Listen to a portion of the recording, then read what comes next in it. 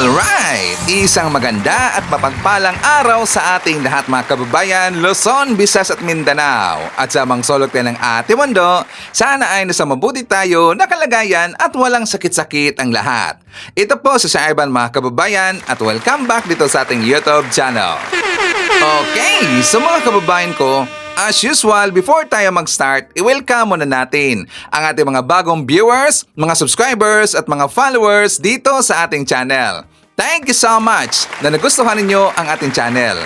At syempre, pasalamatan natin ang ating mga viewers na nag-like, also nag-shares ng ating mga vlogs, at pasalamatan din natin ang ating mga viewers na hindi nag-skip ng ating mga commercials. At syempre, pasalamatan natin ang ating mga viewers na nagpa-member ng ating channel membership. Thank you so much! At syempre, i-shoutout natin ating mga pinalangga na mga legends, ang mga senior citizens. Hello po, kumusta ang lahat?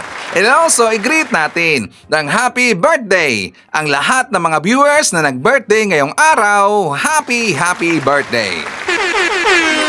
At syempre mga kababayan ko, hindi natin kakalimutan, i-acknowledge natin ang ating top 5 commenters, ang ating mga viewers na may maraming na i-comment dyan sa baba sa ating comment section doon sa ating last vlog. At nandyan sa ating listahan, ang nanguna po si Ma'am Shane Sibal, meron siyang 75 na mga comments. Nandyan din si Betty Germia, meron siyang 32 na mga comments. Felma Cabato, meron siyang 32 na mga comments. Nandyan din si Tess Faraon, meron siyang 21 na mga comments. And Alicia, meron siyang 12 lahat na mga comments. Okay, so thank you so much. Okay, so mga kababayan ko, before tayo dadako doon sa mga bagong mga issues na ipinakalat ng mga DDS at saka meron hong na-debunk mga kababayan, meron hong na-booking dito sa X-Marites mga kababayan. Yung 18 Marites, yes, meron pong na-booking dito ang ating taga-DOJ. Kasi nga diba, nagkaroon kanina ng press con si Ombudsman Boying Remulla at meron siyang revelasyon mga kababayan ukol dito sa kanilang ginawang investigation sa claim ng 18 Marites mga kababayan. So mamaya, nakakagulat. Paktay itong grupo nila ni Topacio. But for that, babalikan muna natin ang ating napag-usapan mga kababayan doon sa ating last vlog tungkol doon sa ipinakalat ng mga DDS itong airplane daw ni Baste Duterte. Na kung saan, di ba according doon sa kanilang claim na si Baste Duterte daw mga kababayan ay humingi ng tulong sa taga-China para daw magpadala ng airplane doon sa Middle East para ilikas ang ating mga kababayang OFW galing sa Middle East at dadalhin dito sa Pilipinas, mga kababayan. Di ba nagpasalamat pa nga sila ni Baste Duterte kasi daw umaksyon, mga kababayan, at hindi daw nagawa ni President BBM. So ngayon, di ba meron akong post doon sa ating Facebook account na aking kinull out ho itong si Baste Duterte. Tinanong ko siya mga kababayan kasi di ba sabi ko na Baste Duterte, ikaw ba ang nagpadala ng chartered plane na Philippine Airlines doon sa Middle East? Kasi sabi yan na mga trolls mo. Diba yan ang sabi ko? At yan ho ay nag-viral mga kababayan. Umabot ho ng millions ang views na yan. Umabot ho ng millions. Ibig sabihin, marami hong nakakita niyan na mga DDS. Kasi nga talagang inatake nila si Ivan. Pagkagising ko, ang dami talagang mensahe ang mga DDS eh. Ang daming cursing, alam niyo na, mga pagmumura, at saka sinasabing hindi maganda. Pati nga yung pamilya ko dinadamay sa mga gunggong na yan. Tayo lang naman ay nagtanong doon kay Baste Duterte kung totoo ba yan. And I am very sure, 1,000% na hindi yan totoo, mga kababayan. At malamang sa malamang, walang alam ho itong si Baste Duterte dito sa ipinakalat ng mga DDS. Isipin niyo ho, umabot ho ng millions na views yan, mga kababayan. At saka ang dami talagang nag-comment eh. At saka diba kanina din, sinundan ko rin yan. Yung video mga kababayan, during ho sa ating vlog, sa ating last vlog tungkol dito sa ating pagdebunk sa airplane ni Baste Duterte. Ang dami pa rin hong views mga kababayan, almost 150,000 na views for in just 3 hours yata yon or 4 hours. So marami hong mga DDS ang nakakita niyan. And I am very sure na meron pong nakapagsabi niyan doon kay Baste Duterte. Diba? Sure na sure tayo. Diba isipin nyo, sa isang post ko, umabot ng millions na views yon. Ang dami nakikita nun. At saka dito rin sa bago nating post na video, almost 150,000 ho na views yan. So, sa isa dyan mga kababayan na viewer na DDS, imposibleng walang nakapagsabi niyan or nakapagtanong niyan doon kay Basti Duterte. But until now, wala pa ring statement itong si Basti Duterte. Bakit kaya si Ivan? Siyempre, siya dito ay mapapahiya. Kasi alam ho ni Basti Duterte na yan ay fake news. At hindi niya kaya ho gawin yan, mga kababayan. Walang magagawa dyan ang taga-China. Walang magagawa dyan itong si Basti Duterte. Siguro hindi iniisip ng mga DDS at baka nakalimutan nila na merong gera ho sa Middle East. Merong threat ho doon ng missile. At kailangan talaga yan na masinsinang discussions, diplomat discussions. Kailangan yan ng diplomat clearance from the host country. Kaya hindi kaya ho ni Basti Duterte. Diba? Tapos ngayon, salamat daw Basti Duterte. Nakakatawa talaga eh. Pati nga mga kababayan, yung mga vlogger ho na mga kilala, na for example, kanina, before ako nag-vlog, pinuntahan ko muna itong si Badong Aratiles, diba? Itong si BMR, pinuntahan ko si Bistak Pilipinas, si Boss Dada, itong si Banat Bay, pinuntahan ko rin itong si Pambansang Loyal or si KPL. Kahit isa sa kanila, walang nag-vlog noon, mga kababayan. Diba, DDS? Walang nag-vlog noon kahit isa. Kasi alam nila na yun ay fake news. Pero ito kasi mga trolls, mga kababayan, itong trolls na bayaran ni Sara at saka ng mga Duterte, nagpapakalat pa rin. Bakit? Kasi gusto nilang gawin yung fake news, gusto nilang gawing maging totoo, mga kababayan. Kasi di ba gusto nilang ipahiya ang ating gobyerno? Gusto kasi nila ditong ipapalabas na walang ginagawa ang ating gobyerno, mga kababayan. Where in fact, busy ho ang ating gobyerno. Busy ho ang ating Department of Foreign Affairs, si President BBM, DMW, OWA, at sino pa niyan, di ba? Napaka-busy ho. At kanina mga kababayan, di ba merong dumating ho na 19 ho na repatriate OFW. Mga DDS, nakamonitor ho kami. At mismo mga kakilala natin na mga vlogger, na mga pro-admin vlogger, nandun ho sa airport. Diba nandun sila si vlogger ng Pilipinas, si pambansang vlogger, si Angeles, yung NARS. Diba marami sila doon. Kasi inaabangan nila mga kababayan na darating yung airplane na, diba dalawa lang airplane na pinahintulutan ngayon sa taga Dubai. Yung Emirates at saka yung isa mga kababayan. Dalawa lang ho ang pinahintulutan. At saka meron ding chartered plane mga kababayan na pinadala itong si President BBM doon sa Dubai. At yan ay ating aabangan mga kababayan. Pagdating ho ng ating kababayang mga OFW. Mapapahiya na naman itong mga DDS. O, di ba? Don't me DDS.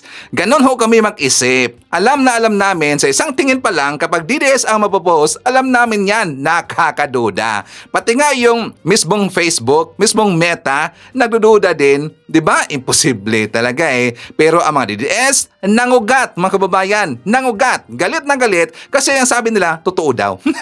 Totoo talaga eh. Well, ikulat na naman natin ito si Basti Duterte. I-challenge natin na siya ay magpalabas ng statement tungkol sa airplane. Sige nga DDS, dapat samahan niyo si Ivan or dapat ayudahan niyo si Ivan. Ipaabot ang ating mensahe doon kay Basti Duterte. I-challenge ninyo.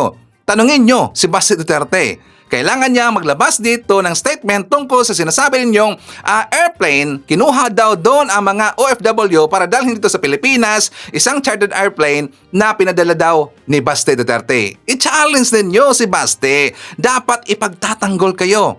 Diba? Hikayatin ninyo na ipagtatanggol kayo. Kasi kung hindi, manahimik lang si Basti Duterte, ibig sabihin yan ay fake news at kayo ay mapapahiya.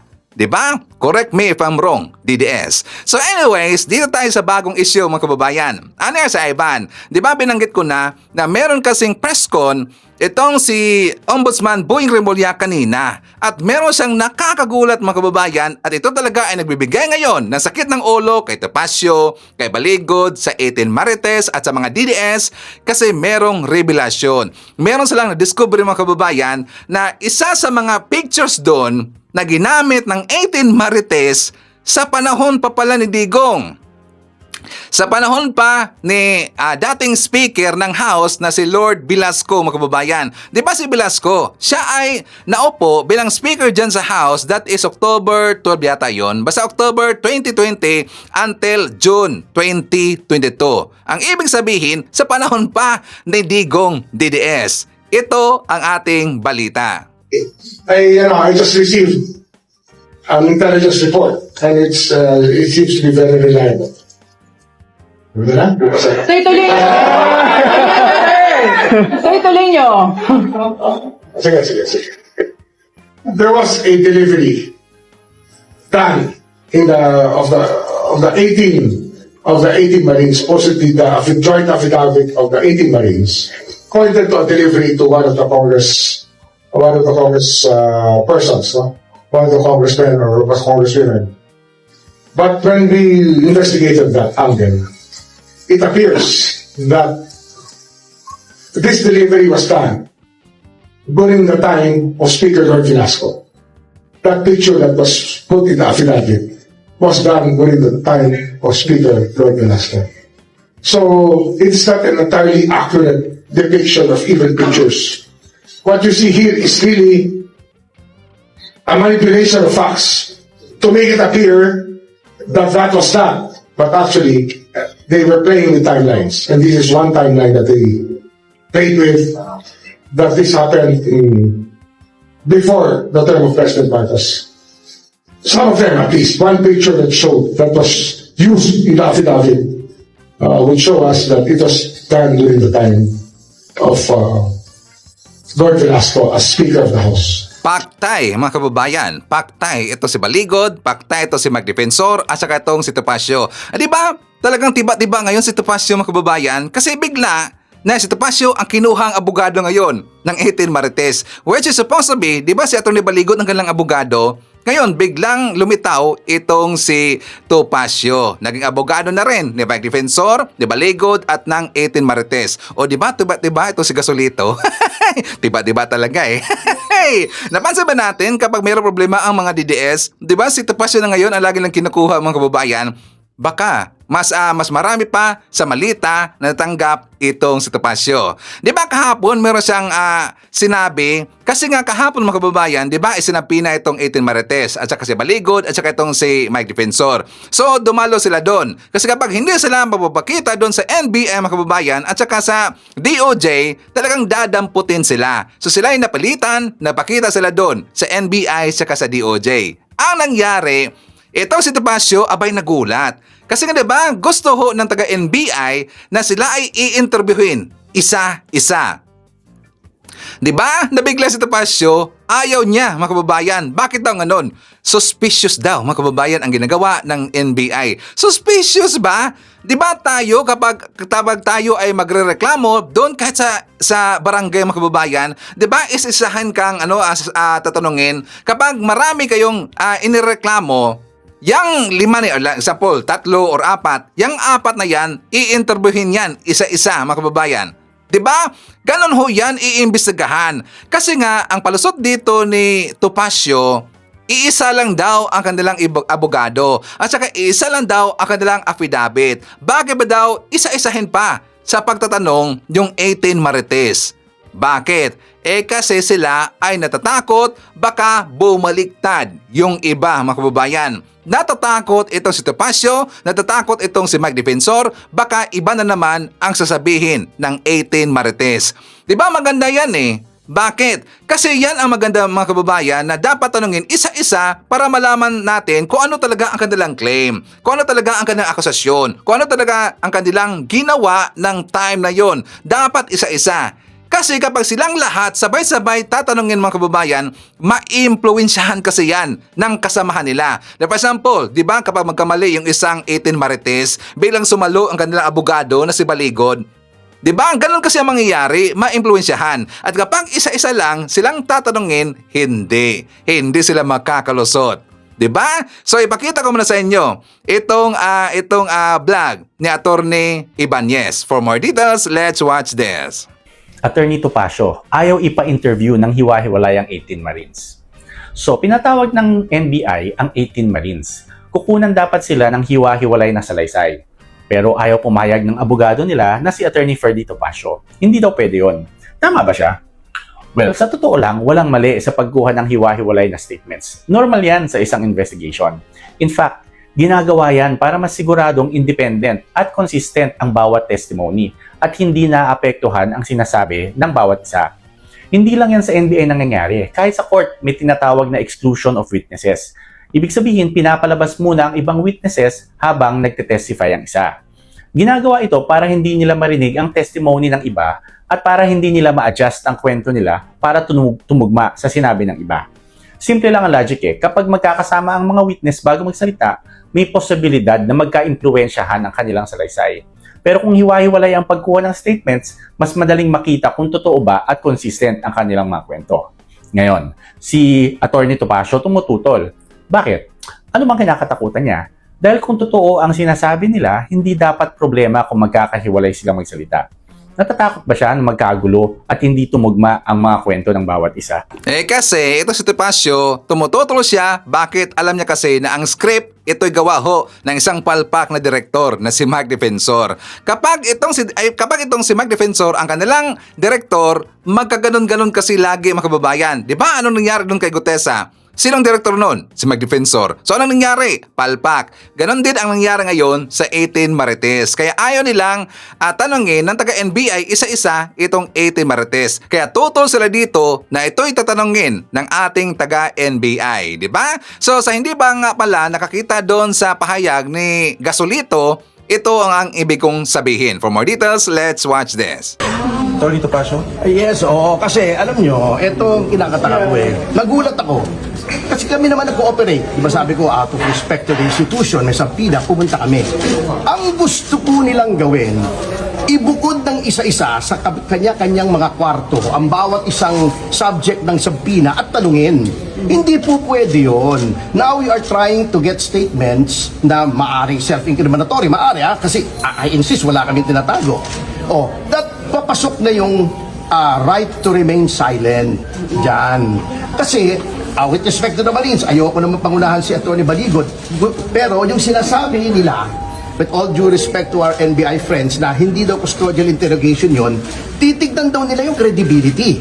Eh kung sabihin nila hindi credible, is that not a crime of perjury na sasabihin nila? Oh, di ba? Kaya very suspicious po ito and very alarming itong ginagawa nila. Na isasabi na nila, i-interviewin nila isa-isa. Alam naman nila, isa lang ang abogado ng 18. Sabi ko nga sa kanila, ano bang partisipasyon ng aking kliyente? He was not mentioned in the subpoena. Oh, hindi naman siya inirereklamo. Sabi ko, kung talagang gusto nyo mag-imbestiga, bakit hindi nyo ipatawag? Yung itinuturo, ba't yung nagtuturo ang ipinatatawag nyo? At i-interview nyo isa-isa para bang sila gumawa ng krimen? Hindi po tama ito. This is a form of harassment, intimidation, and it intends to send a chilling effect to those na gustong magtestigo pa na kapag kayo nagtestigo, itong gagawin sa inyo. Interviewin kayo, pakatawag kayo, investigahan kayo na para bagang kayo na yung kriminal. Ang assertion ko kanina, ang sinasabi ko sa kanila, of course, no, sinasabi ka namin yung NBI ay isang respetadong institusyon at kami nananalig sa NBI. Pero ang tanong ko, kung ini-establish lang yung identity ng mga tao, de-establish nila kasi kung tatanungin nila yung mga tao, sabi nila kasi hindi, may karapatan kaming imbestigahan yung iba pang labas doon sa deputization. Sabi ko nga, inline crime to eh. Wala namang kaso to mga taong to. Now, if you insist that there is a crime, dapat imbestigahan yung tinuturo nila sa affidavit dahil yun yung krimen. Di ba dalawa yung investigasyon na ginawa ng NBI dati, yung Napoles case at saka yung PhilHealth scam. So if that is the case, ipatawag nila yung tinuturo. Attorney Topacio also insisted on that. Sabi mo nga, kung magsasabi kayo ng tama at oo, na ipapatawag nyo si Sandro Marcos, ipapatawag nyo si Speaker Martin Romualdez, ipapatawag nyo si Pangulong Bongbong Marcos na nabanggit doon sa affidavit. Yan, papayag kami sa totohanan at kabuwang investigasyon. Pero kung iimbestigahan yung mga tao na nagsalita, anong krimen doon? Anong krimen ang nagawa nila? At anong krimen para imbestigahan ng NBI? Di ba ang palusot mga kababayan? Ngayon, dinadamay na nila si PBBM, si SMR at saka si Kong Sandro Marcos. Ang ginagawa kasi ng NBI, tinitingnan muna ang kredibilidad ho ng 18 Marites, ang kanilang claim. Pero bakit ayaw nila? Hindi nila papayagan na tatanungin, i-interviewin ng taga-NBI isa-isa yung 18 Marites. Tapos ngayon, di ba sinabi niya na wala daw kaso, walang kaso daw ang 18 Marites. Wala bang kaso ang 18 Marites? Mismo ho sinabi ng taga-DOJ ni Ombudsman Boying Remulla at saka ni di ba ni taga-NBI Attorney Matibag na merong kaso ho yung 9 out of 18 na ex-Marines. Merong kaso sila, hindi lang murder. Kasi di ba nabanggit ng una mga kababayan ay murder. Pero meron pa bilang ibang kaso which is active, yung estafa at saka yung violence against women. So may mga kaso ang mga tao na yon. Kasi kapag sila ay tatanungin mga kababayan, malamang sa malamang madagdag yon sa questions ng taga-NBI para doon sa 18 Marites. Pero ayaw nila. Pinagtatakpan ngayon ni Mike Defensor, wala daw kaso ang 18 Marites. Where in fact, meron silang kaso according ho sa taga-DOJ at saka taga-NBI mga kababayan. So panic mode na sila ngayon. O di ba? Pitikir natin maggunggong na yun, pasaway talaga eh. At saka before tayo magpatuloy mga kababayan sa ating mga mainit na mga issue, may question muna ako. Ano si Ivan? Kasi nga diba meron kasing sumabog na balita kanina tungkol dito kay Bato de la Rosa. Na si Bato de la Rosa mga kababayan, meron siyang letter, meron siyang request sa Senate President. Ano si Ivan? Si Bato de la Rosa mga kababayan, abay nag-playing golf lang pala. Nag-golf lang yan lagi. At saka meron silang plano na aatinan na isang competition ng golf. So ang kanyang request, ang kanyang pahayag doon sa kanyang letter mga kababayan at saka nakuha yan ng mga reporter ng mga mainstream media na gagamitin daw nila. Nag-request itong si Bato de la Rosa na gagamitin niya yung Senate Mansion doon sa Baguio. Gagamitin daw mga kababayan. Kasi nga 'di ba ito ang kanyang letter. Basahin lang natin. To Honorable Vicente Soto III, Senate President, through Mark Leandro Dong Mendoza, their Senate President Soto III, greetings and peace of prosperity. May we request your good office to allow us to use the Senate Mansion on March 26 to 29, 2026. The mansion will be used solely to accommodate the undersigned's family during the CSAFP Cup 2026 in Baguio City. For your questions and concerns regarding this request, you may contact Ms. Sara Comandante through her mobile number. Respectfully, Ronald Bato de la Rosa. O di ba? Tayo pa ang nahihiya dito mga kababayan. Hindi na nga nagtrabaho, hindi na nga pumasok itong si Bato de la Rosa, nakakatanggap pa rin ho ng monthly sweldo sa pagiging senator. Ngayon, tingnan nyo ang request, gagamitin niya yung Senate Mansion para doon ilagay daw yung mga pamilya sa mga umattend ng competition ng golf, mga kababayan. Okay lang ba yan sa atin? Diba? Dapat i-call out itong si Bato de la Rosa. Pero bakit hindi kaya yan i-call out? Nila ni Aimee Marcos, nila ni Bongo, yung mga kasama nila mga DDS dyan sa Senado, bakit hindi nila kaya i-call out yan, si Bato de la Rosa? Kasi marami ding alam ito si Bato de la Rosa sa kanila. 'Di ba? Takot kasi na i-booking mga kababayan. Takot kasi na ikanta yung magunggong na yan. Kaya hindi kaya ni Bongo, hindi kaya ni Aimee, hindi kaya ho ng ibang mga DDS, Robin Padilla, na i-call out itong si Bato de la Rosa. Kasi maraming alam si Bato de la Rosa sa kanila. Hinahayaan lang nila kahit nakakahiya na para sa kanilang part. Kasi nga DDS Senator itong si Bato de la Rosa at yan talaga ho ay nakakahiya. Hindi na nga natrabaho, hindi na nga pumasok sa Senado, meron pang sweldo. Tapos ngayon gagamitin pa yung Senate Mansion doon sa Baguio. Nakakatawa talaga eh. Nakakahiya talaga itong magiging DDS. Diba, DDS? Nakakahiya ho ang isang DDS. At saka ito pa mga kababayan, i-booking natin ang Davao. Ano sa Ivan? Kasi meron pong foreigner na nag-vlog doon. Kilalang vlogger mga kababayan. Tapos merong sinabi kasi ang mga kabataan doon sa Davao na mag-ingat sa mga adik. Mga kababayan, ito ang kanyang vlog. Careful lang, so many rugby boy. What's rugby boy? Solvent boy. Addict. Oh, addict. Yes. Addict. Really? Like drugs? Yes. Be careful. Wow. Okay. All right. I'll go say hello. What's your name? What's your name, Joshua? My name's Luke. Hello. How old are you guys? 16. 16. How old are you? 16. Same. Oh, same age. You all subscribe and follow. All right. Thank you, bro. Thank you. Follow and subscribe and share. What are you doing? Sartan nyo, Dre! Hey! Hey! Oh, he's drawing on his whole back. Bye bye. Okay, good. See you. Goodbye. May sinsulyo ka ba? See you. Hey, may maning! Hey! Oh, those are the local drug addicts. 16, man. That's crazy. O, di ba, Booking? DDS, sa Davao yan. Kaya tingnan mo ang kanyang vlog. Nandun siya sa Davao. Ibunaking ang mga addict doon. Di ba sabi nyo na walang addict doon? Malinis daw ang Davao, mga kababayan. Ano yan? Di ba? Napahiya na naman kayo. Ipinagtatakpan nyo kasi yung Davao. Maraming addict dyan sa Davao. Kasi nga, yung leader ni dyan, drug lord. Totoo ba yun? Drug lord? Ang daming drugas dyan. Nandyan daw yung main eh. Di ba nandyan yung warehouse ng droga, mga kababayan? According ho sa mga kumakalat ho na balita, according ho sa mga narinig natin, according rin yan sa mga mainstream media, na nandyan daw sa Davao yung main, yung droga. Nandyan ba, DDS? Hindi nyo mapagtatakpan. Kaya nga, totoo, di ba?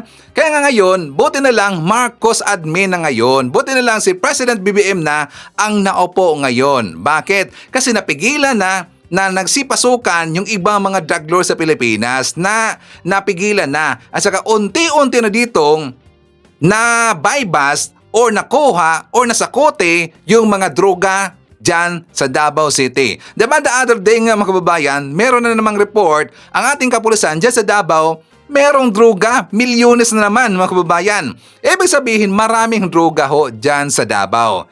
Syempre, yung leader dyan, alam niyo na. Ipakita ko rin sa inyo, mga kababayan, itong banat ni Yusek Claire Castro doon kay Sara Duterte. For more details, let's watch this. Sa isang interview po sa Davao City, sinabi ni Vice President Sara Duterte na galit ang mga tao sa ginawa sa dating Pangulo 1 year since his arrest. So the Vice President says Filipinos remain angry over the arrest of the former president and that this anger will not subside until he is brought back to the Philippines. Sabi niya po, it is unthinkable that a government, no matter the political differences with the administration, would send a citizen to a foreign jurisdiction. So galit ang mga tao, isang taon nang galit ang mga Pilipino. Ano po ang assessment niyo dito? Ulitin natin, sana tinanong niyo siya. Gaano karaming tao ang galit? Dahil itong pagpapadala kay dating Pangulong Duterte sa Dahig, ay ito ang unang hudyat para mabigyan ng hustisya, hindi lamang po ang mga biktima ng EJK, pati na rin po ang dating Pangulong Duterte. Wala po tayong masasabi kung lahat ba ng Pilipino ay galit. Malamang sa kanilang parte dahil ang kanyang ama ang naaakusahan at nililitis sa salang crimes against humanity, malamang ito po talaga ang kanilang magiging reaksyon. Pero sa parte po ng mga tao na nagsusulong ng human rights at lumalaban sa mga karumal-dumal na pagpatay na bunga ng EJK at war on drugs ni dating Pangulong Duterte, hindi naman sila galit at sila'y nagpupunyagi. Sa ngayon po, masasabi natin, ang ginawa po ng gobyerno, hindi lamang po ito para isalba ang sinuman. Ito rin po ay para sa mga taong, sa mga Pilipino na siyang nag-file ng complaint. Sila mismo ang pumili na magsampa ng kaso sa ICC dahil sa naramdaman nilang walang hustisya sila natanggap noong panahon ni dating Pangulong Duterte. VP Sara said kulang pa rin yung preparation ng administration regarding dito sa tension sa Middle East. And allow me to read a portion of her interview. Wala tayong nakikita na ginagawa ng administrasyon. Ang banta ng giyera, narinig na natin yan noong taong 2022 pa lang. Dapat noong 2022 pa lang, naghanda na ang pamahalaan na ito pero wala tayong nakitang paghahanda. May we get your comment on this, ma'am? Dapat tinanong niyo muna ang Vice Presidente, 2022, anong buwan? Baka naman panong-panong kanyang ama ito. Tandaan po natin, noong 2022, nangangampanya po sila pareho ni Pangulong Marcos Jr. Uniteam sila. May nabanggit po ba siya sa Pangulo patungkol dito? May nabanggit po ba siya sa DND patungkol po dito? Dahil kung alam niya na po ito, malamang ay meron siyang sariling bolang kristal, ay dapat ipinaalam niya Kung ito ay verified info nang galing sa kanya, dapat ipinaalam niya ito agad sa bansa. Ipinaalam niya ito agad sa Pangulo at sa otoridad. So, kung siya may alam as early as 2022 at hindi man lang niya ito binanggit diretso sa ating mga kababayan, sino ang hindi nagtrabaho? Sino ang walang ginawa? Tandaan po natin, ipinagmamalaki niya meron siyang impormasyon patungkol dito. Hindi po ba obligasyon niya bilang Vice Presidente na ito ay ipaalam sa ating otoridad? Para man lang ang ating mga kababayan, katulad na sinasabi niya, ay nakapaghanda. Kung hindi niya to sinabi, definitely, this is a breach of public trust. Meron po tayong tinatawag na non-feasance. Mga taong gobyernong hindi nagtatrabaho. Thank you, ma'am.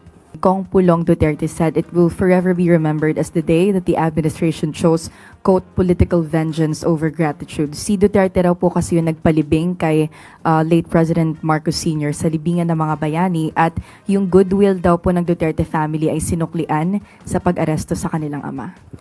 Ang pagpapalibing po ng labi ni dating Pangulong Ferdinand E. Marcos Sr. ay ito naman po ay naaayon sa batas at nagkaroon din po ng desisyon as Supreme Court dito. At naibalita na rin po natin before na si Pangulong Marcos Jr. ay nagpapasalamat sa ginawa ni dating Pangulong Duterte patungkol po dito. Pero ang pagtanaw ng utang na loob ay hindi naman po kinakailangan na i-tolerate o tulugan ang anumang akusasyon ng kriminalidad at takpan ng mata sa maaaring nadulot ng karumal-dumal na patayan ng EJK. Hindi rin po pwedeng ipikit ng gobyerno at ng Pangulo ang kanyang mata sa mga sinapit po ng mga complainants dito sa ICC. So, muli, nagpapasalamat po si Pangulong Marcos Jr. sa ginawang ito ni dating Pangulong Duterte at ito naman po ay sinang-ayunan ng Supreme Court at wala naman po nalalabag na batas. Yun naman po. Oh, di ba? Wasak na wasak mga kababayan ito si Sara Duterte. Pati din itong si Pulong Duterte. Winasak ho ni Jose Claire Castro. Kaya nga di ba galit na galit lagi? Yan ang isa sa mga rason at maraming rason kung bakit galit na galit lagi itong si Pulong at saka ito si Sara Duterte at saka si Baste dito kay Jose Claire Castro. Kasi lagi silang nasusupalpal mga kababayan.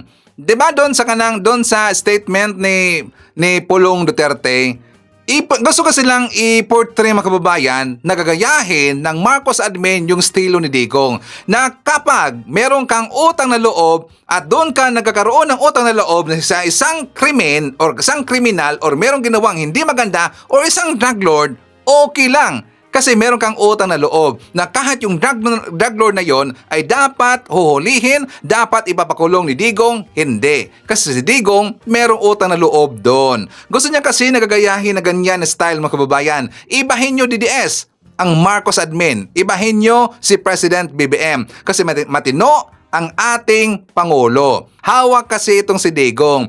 Kaya kahit merong ginawang mali ang kanyang mga kabinete, ang kanyang mga kalyado, ang kanyang mga tauhan, hinahayaan niya lang, binibibi niya mga kababayan at saka kinukonsente niya.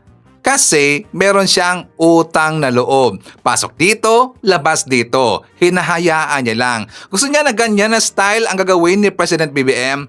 Hindi yan magagawa ni PBBM kasi matino ang ating presidente. O diba, DDS? So anyways, shoutout muna natin ating mga viewer, ating mga suki, mga early birds. Nandyan sila si Maricruz Hernandez from North Carolina, USA.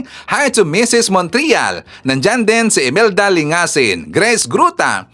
Hi to Juan Pingi from California. Nandyan din si Tess Paraon. Rosmelinda Lumboy from Ontario, Canada. Hi to Ninita Floro, Florife Gumapak. Shoutout natin si Margarita Abani from Europe.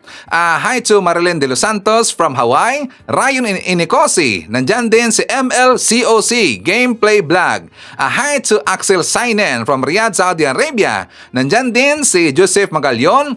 ME, Antonio Marcos, SP Aki from Doha, Qatar. Nandyan din si Rogelio Salvador, and hi to Sir Jaime Garcia from Nottingham, UK. Okay, mga kababayan ko, ipapakita ko sa inyo ang interview sa abogado ni Ramil Madriaga. For more details, let's watch this. How is your client? I understand there was a death threat. Actually, it's not only a threat, no? Nagkaroon ng physical confrontation. Last visit ko sa kanya kahapon lang. So, he described to me what really happened. So ano nangyari? Well, sabi niya is that merong mga control gates dyan eh. So, sa selda nila, sa Delta 5 and 6, merong control gate. Bago siya lumabas ng control gate, nakikita niya kung sino yung nasa dulo ng corridor. So, pag open niya ng gate, biglang may lumitaw na lalaki na nanggaling doon sa isang bodega. Kaya na-shock siya kasi walang tao sa corridor eh. And then, nung kinompronta siya, alam mo yung parang tinutulak-tulak daw siya, pinapoke siya ng parang away. Isang tao lang Isang tao lang yan, mataas. So, bagong transfer yan sa Annex 2 from Pasay. And according to Ramil, ang kaso nga lang nito is violence against women. Doon pa napunta sa Annex 2. Normally kasi ang Annex 2 reserved to sa mga high-profile cases eh. And then parang tinutulak-tulak siya, dinadala siya sa sulok. And then, nung meron ng parang motion na may kukunin sa likod, doon niya na tinulak yung tao and nagsisigaw siya ng tulong sa guard. Dahil itong detainee na daw, biglang pumasok sa jail. So, pinadescribe ko sa kanya kagabi yun, pinadrawing ko talaga. Sabi niya, attorney, hindi ko nakita eh. Bigla siyang nagtatago talaga. Sinadya niya magtago doon. So, let's walk back a little, attorney. How did you become counsel for Mr. Madriaga? Actually, marami na nagtanong niya, no? Kayo ba yung counsel niya for his original case? No. Diyan sa Annex 2 kasi, Annex 2, ay marami akong clients yan eh. Okay. So, Annex 2, Annex 4. So, isa sa high profile ko dyan si Mr. Kerwin Espinosa. Okay. Initially, he was detained sa Annex 2, nalipat sa Annex 4, eventually acquitted sa mga drug cases. You know, sa jail, pag nakaka-acquit ka ng mga sensational cases dyan, ano ka dyan? Nagiging in-demand ka. Makalat yung pangalan mo eh. Nagiging in-demand ka dyan. Kasi yung mga PDLs na yan, nag-uusap-usap yan. Minsan magaling pa sa abogadong mag-analyze yan. So magugulat ka, may tumatawag, may nagre-repair ng kaso. Pag may na-acquit kang Chinese dyan, kumakalat yan sa circle, sinong lawyer mo, na-acquit mo. So ganon. So hindi mo kailangan mag-market ng service mo kasi yung mismo mga PDL magsasabi nila na ito kunin mo, bibigay ko sa yung number. So ganon. Okay. Napunta ako doon, Yun nag-interview. yung referral system. Yung referral system ng lawyering, especially pag mga high profile yung mga client mo at na-absuelto mo, yun na yung marketing mo eh. So they call you, may mga referrals, yung mga friends. Ganun ang nangyayari. Sino ang nag-refer dito kay ano? May client akong tumawag sa akin na sabi, i-assist daw, i-check. Particularly, yung purpose lang talaga niyan, yung kidnapping case. Okay. Yun lang talaga kidnapping Pending case. pa ba yun? Yung... Pending pa yan. Okay. Nasa prosecution stage pa. Kidnapping case lang yan. So initially interview was, I think, October 14. Okay. Hindi pa ako yung pumunta noon, yung associate ko lang. Then, nung bumalik yung associate ko, sabi niya, boss, ang daming kwento nito. Sabi ko, I need to personally visit him. So, October 19, yung first visit ko. October 19, I think Saturday. And then sabi ko sa kanya, ito yung mga kwento mo, expound mo nga to. So, that resulted doon sa preparation ng affidavit niya. Okay. So sa kwento niya, ano ba talaga yung relationship nila ni VP Sara? Initially, ang kwento niya is that ang talagang nagre-report lang siya kay former president. Ni-repair siya ni Roy Logoles dahil wala na nga siyang work noon, in-introduce siya kay former president. Si former President Duterte to? Doon siya. Doon lang talaga siya naka-assign. Okay. So parang intel works, political works, etc. Ultimately, noong 2018, ipinakilala na siya kay VP Sara. So, hindi siya employed sa government. Alam mo yung parang on-call ka kung saan ka i-assign, saan ka ipatawag. Wala sa payola ng gobyerno. Hindi siya government employee. Pag sinabi sa kanya ni Duterte na magpunta ka dyan sa PSG, eto gawin mo, magpunta ka dyan sa ganyan, gagawin niya. So parang on-call na aide, intel officer, parang sabi mo ng personal alalay, aide, intel operator, you name it. Okay, and then he was referred to... He was referred to BP Sara noong 2018 By? and by the president, by the former president. And then doon na nagsimula yung pagpo-form ng iba't ibang support group for the candidacy ni BP Sara initially as for president. So for 2022 na to, preparation for 2022? Yes, oo. 2018 siya inintroduce and then for intelligence gathering, politics, counterintelligence, and then noong 2019, nautusan na siya na bumuo ng support group. So binuo nga nila yung ISIP. Ang definition ng ISIP is Inday Sara. ang sabing, sa pag-usap namin ni Ramil, talagang sabi niya, Inday Sara is my president yan. Pero sa SEC, Initiative for Social Justice, Innovation and Progress, Pilipinas. So hindi mo makikita sa SEC yung Inday Sara is my president. Wala talaga. So siya ang convener nun. Siya nagbuo niyan. And then ang funding daw, pag-recruit ng mga members, provided by BP Sara. Bakit siya naging sobrang trusted parang so soon? Parang medyo mabilis-bilis na Hindi ko alam, oo. Kasi nga, recommended siya ni Roy Logoles daw. And then, nag-work kay Presidente up to the point na nakakarating na siya mismo hanggang sa bahay ni former President. Doon, ipinakilala. Sa Davao, yun? Yes, oo, sa Davao. In fact, sabi niya, may mga meetings noon sa Davao involving politicians. Nandun siya sa kusina, nandun si former President, nandun yung ibang politician. Ganon siya kalapit doon sa family hanggang sa loob ng bahay ni former President nakakarating siya. Siyempre, ang magiging tanong dyan, ano yung ebidensya para supportahan to? Kasi so far, Yeah. yung mga statements niya yan. Yes, of course, yung statement to, lagi nating hinahanap yung resibo, no? Siyempre. Although before naman, alam natin wala pang cellphone, we can always prove the crime, di ba? Yung testimonial evidence. Anong year itong nakilala niya si PRD? I think 2018 si BP Sara niya na-meet then mayor, pero around 2016, nung ma-introduce siya kay PRRD. Then, nakaupo na sa Malacanang nun siya, no? Presidente na siya noon. Then 2018, sa kanya lang nakilala si then Davao City Mayor Sara Duterte. Nakakapasok siya sa Malacanang. Ang sabi niya, madalas siya sa Davao. Malacanang, hindi ko natalong eksakto, no? Pero sa Davao, madalas siya. Hanggang sa bahay ni PRRD, sa PSG, and other government offices. Okay. Pero 2018 onwards, kay BP, kay Mayor Sara na siya Yes, naka-assign. doon na simula yung 2020 nabuo yung Easy Pilipinas. Kasama doon yung mga classmates, mga former classmates nila sa San Sebastian College Soplo. So, binanggit na rin yung mismo to eh. Ano yung mga resibo dito? Meron ba ito mga text message? Mga photos ba to? Meron na kami mga nakuhang text messages between Madriaga and Colonel Nolasco. Okay. Who is Colonel Nolasco? Colonel Nolasco isa to sa mga security officer na naging estudyante to ni Ramil Madriaga doon sa PSG. And then, isa rin to sa mga security officer. So, naka-retrieve na kami ng mga text messages na as early as 2022, 23, nag-uusap yan. Let's say may basketball tournament nasasali yung BPSPG. Ang nagbibigay ng pera si Ramil. May mga talks na ganyan na ito po yung cost ng uniform. Sasagot si Ramil na, di baling mahal, basta maganda yung quality. Akin na yung bank account mo, akin na yung GCash mo. Pag nakita tayo, bibigyan ko kayo ng sapatos. Ganun ka-casual yung usapan nila, basketball, politics, everything.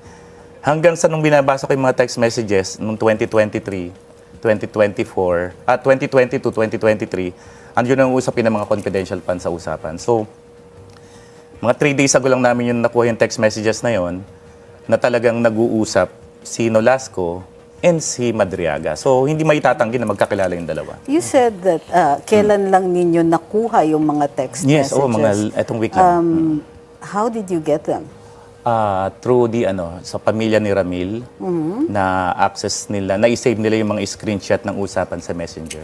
Screenshots? Actually, nung i-handle ko yung case ni Ramil October, na-open ko pa yung Facebook niya eh. Naka-public siya eh. Okay. Na-screenshot ko yung mga pictures na kasama si BP Sara, si Colonel Nolasco, yung mga rides nila, yung Easy Pilipinas. After siguro mga 1 week, 2 weeks, hindi na namin ma-open eh. Buti na i-save yung mga conversation ni Colonel Nolasco and ni Ramil Madriaga. Yung phone niya na ginagamit niya for this, nasaan? Kanina custody? Nasa custody po siya ng PNP as a result ng arrest ng kidnapping. Ang custody is with the PNP Anti-Kidnapping Group. So, why would there be screenshots of his conversations? Nandito yung si Ramil sigurista rin. Nagsisave siya ng mga photos, ng mga screenshots. So itong mga 3 days ago, pinorward na sa akin ng kamag-anak yung mga text messages. So ang ginawa ko, para ma-validate ko yung usapan nila, kasi when Ramil asked for the bank account sa GCash, pinorward naman ni Colonel Nolasco. So what I did last week, nag-deposit ako doon sa Land Bank. Pumasok. Yes, pumasok. 1,000 pesos. So may utang sa akin si Atty. Nolasco. Talaga namang 1,000. Seriously? Mas maliit na Eh, deposit. nahiya naman ako eh. So, Nasa pangalan ni Atty. yes, Nolasco. nag-deposit ako sa Land Ni Bank. Colonel Nolasco. 1,000. Pumasok. May charge pa nga, 100 eh. Kasi other branch daw eh. Tapos, nag-deposit ako sa GCash, 10 pesos lang. Pumasok din, yung initial niya, di ba? account na yan. Kasi hindi naman complete name, di ba? Tapos Yung first letter. Tapos yung dulo, di ba? Nolasco. So, positive. So, ibig sabihin, talagang ibinigay niya yung bank account niya kay Ramil. So, ako, to validate, nag-deposit ako, pumasok naman. Okay. Oh, dito lang yan, last week lang. Do the text messages that you have screenshots of indicate a knowledge or personal relationship with VP Sara? Yes, kasi merong isang usapan doon na parang si Ramil was telling Colonel Nolasco na mag-isip na kayo kasi meron ng tumistigo sa Quadcom, kumanta na si Gina Acosta, si Fajarda, itinuturo na yung mga security officers ang tumanggap nung confidential fund. Di ba during the Quadcom hearing, there was this testimony, sinasabi nung ni Gina Acosta na binigay yung pera sa security officer and then sila na yung nag-distribute sa mga tawag dito, sa mga intelligence officers, sa mga safe houses. So, nag-uusap sila ng gano'n na kung gusto mo, Colonel, ako na lang ang ituro mo na sa akin mo binigay ang pera. Kasi gusto ko pang maging general ka, bata ka pa. Something like that yung pag-uusap nila.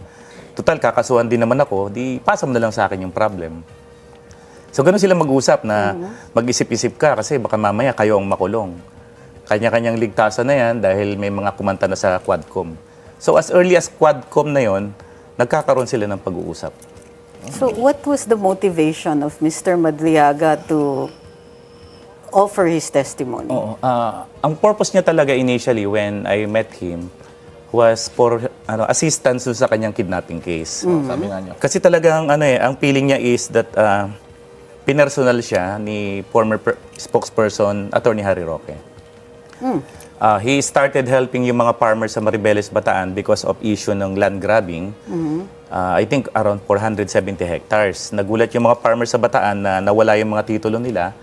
And nagulat sila, sinisemento na yung mga farm nila for development daw ng ibang tao. Mga around kailan to?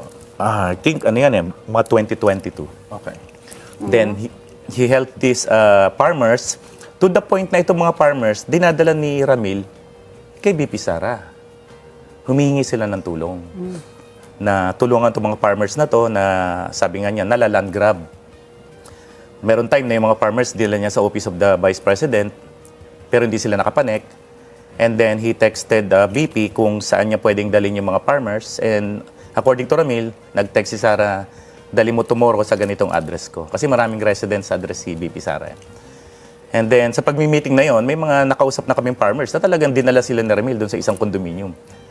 Nakausap nila mismo si... Hindi sila hinarap. So, nakikita lang nila si Ramil sa BP, nag-uusap, tinuro lang yung mga farmers. Pero hindi sila hinarap dahil nga may meeting daw. So, ganun ka-close si Ramil na kaya niyang puntahan si BP Sara kung saan located. Kung saan siya ng ganitong oras na yon. Sa pagtulong ni Ramil na yon sa mga farmers na yon, pinaimbestigahan yung land grabbing, these farmers nag-file ng kaso sa ombudsman against Attorney Harry Roque and other officials na mga DAR. Doon na nagsimula yung problema. Kasi, siguro nagalit si Attorney Harry Roque. And then, what happened dun sa kidnapping is that initially, isa lang yung accused sa kidnapping, si Rosendo Madriaga. Later on, nag-file ng supplemental Who is affidavit. Rosendo Madriaga? Pinsan to. Okay. Pinsan ni Ramil. Initially, yun lang ang accused sa kidnapping. After some time, nagkaroon ng supplemental affidavit yung victim, inimplead na sila Ramil Madriaga and others. Kaya nagtagal ng 1 year yung PI, yung preliminary investigation. After some time, saka lang nagkaroon ng amended information. Kasama na siya? Kasama na siya. Pero na-PI siya na kasama nung Rosendo. Hindi. Initially, Rosendo lang eh. So, Nagtatrial na yung Rosendo ng halos 1 year. Tapos inimplead siya. Tapos nagkaroon ng supplemental affidavit. Tapos inimplead siya, and then nagkaroon ng amended information. Hindi siya nagkaroon ng reinvestigation para as to him? Hindi, nag-participate sila dun sa PI eh. Okay. Nabot ng isang taon yon, then later on, nagkaroon ng amended information. So sa PI, witness siya? Sa PI, respondent na siya. Kasi nagkaroon ng supplemental affidavit yung complainant na nakita daw niya si Ramil, na-glance daw niya nung natanggal yung takip sa mata. Because of that, nagkaroon ng amended Ay, yung information. victim yung victim. nag-testify na ano, kasama si Ramil Madriaga. And when he learned that, sabi niya, he went to the court to surrender. Hindi pa siya pinasurrender, pinauwi siya, and then after 3 days, sinuli na siya. Ganun. And then, nakumpiska na nga yung phone sa kanya. So, yun yung dahilan kung bakit siya nakadetain ngayon? Yes, from 2023 pa siya nakadetain until now. Okay. So, hindi to final judgment? Pending to? Hindi pa, pending pa yan. Live case to? Ang next hearing namin is etong March, I think next week. Nagpo-present na ba kayo ng evidence o Nasa prosecution pa evidence rin? pa. Okay. Ang usapan is one last hearing for prosecution evidence. I think this March 19 ata yung hearing namin. Bago mag-rest? Bago mag-rest. Okay. So, ano yung naisip niya? So, during this dependency of his trial, bakit naisip niya to come forward with this? Tinanong ko sa kanya yan, bakit ngayon lang? Ang sabi niya, attorney, matagal na ako sumusulat. Meron akong mga pinadalang letter kay Senator Risa Ontiveros, iba pa mga government official, apparently hindi nabibigyan pansin. Mahilig siya magsulat kasi law graduate, underbar, di ba? English pa yan pag sumulat. So sabi ko, i-interviewin kita, pero kailangan ko i-validate yung mga kwento mo. So, ginawa namin yung affidavit na yan. So, what I did was, siyang pinasusulat ko sa bond paper. Sige nga, sulat mo yung mga alam mong topic. He wrote it down, tapos, ini-interview ko siya nun sa mga topic na yun. Kasi kahit papaano, familiar din ako dun sa mga issues na iba. And then sabi ko nga, sige, i-reduce natin to sa affidavit, pero malaking issues to. Sabi niya, attorney, gusto ko lang talagang lumabas yung katotohanan. Basta tulungan mo ako rin sa kidnapping case ko. Kaso lumaki na nga yung because of this affidavit. Has it affected the kidnapping case? Hindi naman, kasi ongoing naman yung kidnapping case. Nagtatrial naman kami, halos one hearing per month naman. Okay naman. Iba naman yung kidnapping, iba naman kasi ito. Pero kayo, hindi naman kayo nabigla na, siyempre, una yung kinausap yan, konsultasyon sa kidnapping case, biglang na-involved na kayo dito sa... Nadagdagan ka ng kaso ngayon. Napakabigat na usapan. Siyempre, sabi ko, meron siyang sulat sa akin, gusto niya lumabas yung katotohanan, maparusahan yung mga nagkakasala. And then, para mag-proceed na rin yung mga kidnapping, yung case nila na ipinal sa ombudsman against Attorney Harry Roque and other DAR officials nga.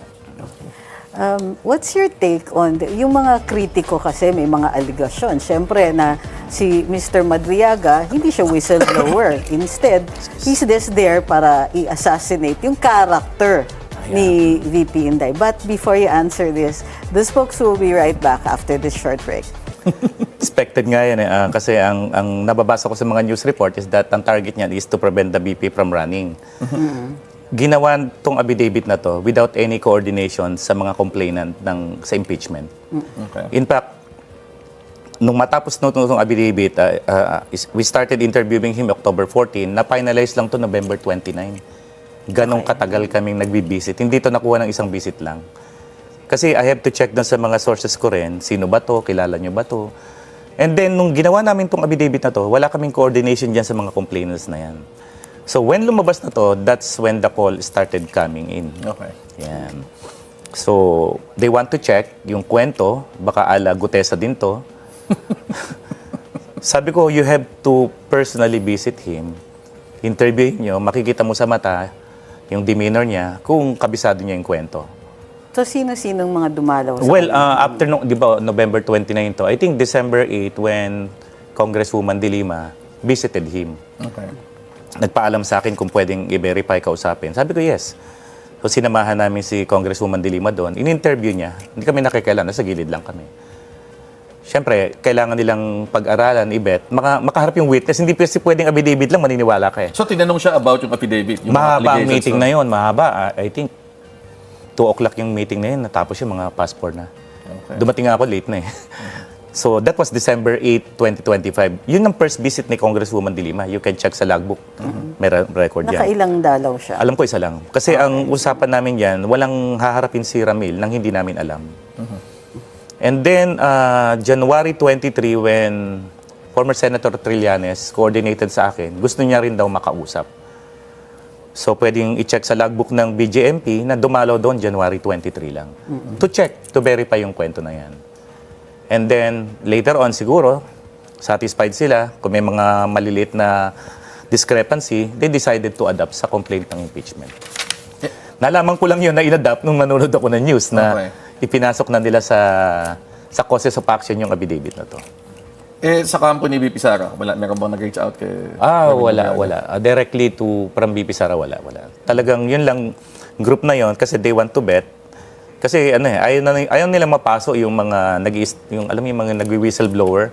Tapos after one appearance, wala na, umaatras. Sabi ko, hindi ako pwedeng mag-judge niyan. Mga lawyers kayo, kausapin nyo. So, kinausap nila. So, hinahayaan ko lang yan. Alam mo yung ginagawang interrogation? Ini-interrogate isa-isa yan. And then you can hear from Ramil talaga kung paano niya sagutin to. Kasi kabisado niya yun eh. Siya ang sumulat yan eh. Inayos lang namin ito na affidavit form. So, yung topic na kailan to in-execute to derail yung campaign, hindi naman namin iniisip na gagamitin to ng impeachment complainant. Kung mapupuna mo, base sa news report, nasa dulong-dulo lang to eh. Yung cause of action na to. Yung mga complainants, they repeated yung allegations sa complaint From last year. Yeah. Tapos dinagdag yung ito, saka yung bank account sa BPI. I think yun lang ang nadagdag, saka ito. And we learned sa news reports na in-adapt daw. So sabi namin, Ramil, in-adapt yung mga affidavit mo. Sabi niya, anytime, pwede ako mag-testigo, attorney. Sabihin lang. But why, sabi ninyo, hindi yan talaga kasama dun sa impeachment. Pero parang out of the blue, he just asks you, ilabas natin ito. Yes. What was the impetus before that? Hindi kaya dahil masama ang loob niya? According to you, may nilapit siya, pinaunlakan naman siya ni VP Sara. So, where is this coming from? Sa pag-uusap namin is that, kasi remember, ang private prosecutor sa kidnapping si Attorney Harry Roque. Isang group sila isang circle sila. So parang ang sama ng loob niya na pinoprosecute ako ng, alam mo yun, sa circle natin. Imagine, nag-uusap tayo ngayon, later on, pinoprosecute kita ng kidnapping. Parang, hindi mo lang tayo nag-uusap Parang gano'n. So, siyempre, sama ng loob ng tao. Oo, so, isa yun sa factor siguro kaya sumama ang loob niya kay Attorney Roque. So, what he did, kinasuhan niya rin ng sa ombudsman, yung mga person responsible dun sa farmer issue. And then, doon na naputol yung kanilang ugnayan, 2023 na ma-detain siya. According to Ramil, he even called the former president when he was arrested. Pero hindi na siya sinagot sa call. Kasi nung hinuli daw siya, sabi niya doon sa arresting, tatawagan ko lang si presidente. Pero hindi na siya sinagot. And then naputol na yung connection na yun. Sabi ko, bakit ka babaligtad? Dati mong pinagtrabahoan to. Sa notes niya sa akin, I want justice. Gusto ko lumabas yung katotohanan. Magkaroon ng parusa kung sino man yung may mga kasalanan sa nangyari. So wait, galit siya kay Attorney Harry. Yes. Pero, ang testigo niya, laban kay VP Inday. Nadamay na. Kasi nga, dugtong-dugtong na eh. Kasi ang feeling niya is that when he was asking the former president na pag-usapan doon sa kidnapping na to, hindi na siya pinansin. And then, nag-decide siya sigurong ikanta na lahat ng nalalaman niya. Si VP Sara ba kinausap niya? Nung nagkasira na yung relasyon nila? Hindi. Hindi niya kinausap na tulungan mo ako. Wala kami na pag-usapan ganyan. Basta bigla na lang siya nag-decide na ilabas na yung nalalaman niya. Sabi ko, serious to mga allegation mo. Sabi niya, yes, gusto ko lang talagang. Kaya nga yung mga notes niya nakatabi sa akin eh. I want justice to be served. I want this issue na mailabas. Sabi niya, titindigan ko yung kwento na yan. Pero hindi sila nag-uusap ni VP Sara about that. Is he not aiming for, some kind of clemency dun sa kidnapping case niya para, in exchange for his testimony here? Malabo yun kasi number one, nasa prosecution evidence pa lang kami. There's no way na magti-trade off to na iuurong. May private complainant eh. And the judge is very strict sa proseso namin. So, patapos na yung prosecution evidence, there's no way na iuurong yan, especially with Attorney Roque as private prosecutor. Wala na nga dito si Attorney Harry, nasa Europe eh. Pero active pa rin yung law office nila, prosecuting. So, there's no way na sasabihin na iuurong namin yan, babawiin to. Sabi niya, wala na to, tuloy-tuloy na to. So, he knows that. Kaya, so walang overtures from the other side na baka naman pwedeng withdraw na lang namin? Meron, pero not from VP Sara. Okay. From other members nung kanilang asosasyon, yung EC Pilipinas. Okay. may mga attempts na tumatawag sa misis niya na kausapin mo yung asawa mo, pag-usapan na lang tong kidnapping, tutulungan namin siya. Something like that. Pero ang sagot ng misis niya, hindi ako nakikialam sa problema ng asawa ko. Yung mga ganong parating na wag na lang, pag-usapan na lang yung problema para hindi na lumaki. Through yung mga classmates sa College of Law or dun yung mga officers ng EC Pilipinas. Kasi nag-law school si Mr. Yes. Madriaga. San Beda, di ba? San Sebastian. San Sebastian. He's been, Representative Jokno, Congressman Jokno, Chel Jokno, has asked for his transfer of custody. I heard. Kasama siya doon. Did he ask to be transferred? Pero si Chel says that because of the possible threat to his life, lipat daw siya muna sa house. Narinig ko yung request, I think motion or letter kay Congresswoman Luistro. Narinig ko yun sa news lang eh. I think kagabi lang yan o kahapon. The other day yata. Oo, narinig ko yan.